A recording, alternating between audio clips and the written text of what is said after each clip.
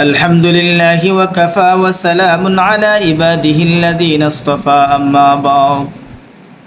হযরত আবুল কাসেম আল কুরাইশি থেকে বর্ণিত, তিনি বলেন, একবার আমার ছেলে খুব বেশি অসুস্থ হয়ে গেল।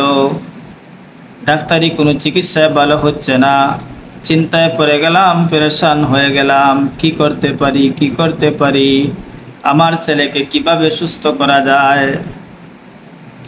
এই চিন্তা করতে করতে যখন আমি ঘুমিয়ে পড়লাম, স্বপ্ন যুগে রাসূলুল্লাহ সাল্লাল্লাহু আলাইহি সাল্লামের সাথে আমার সাক্ষাৎ হয়ে গেল।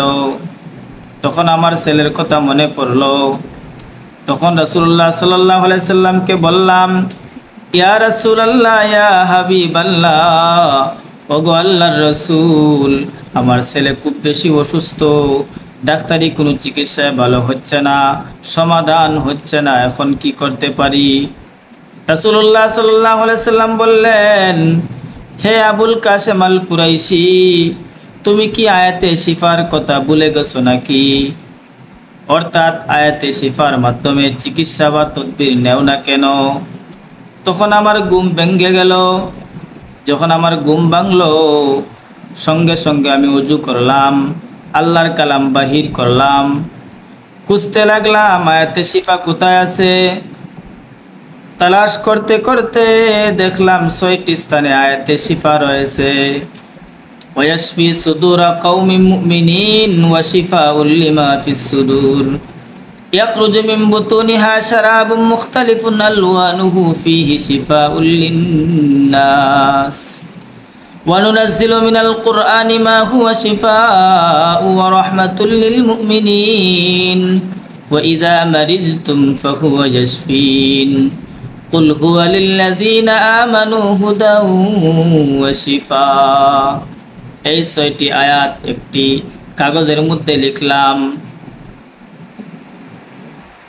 কাগজটিকে পানি দ্বারা ধৌত করলাম।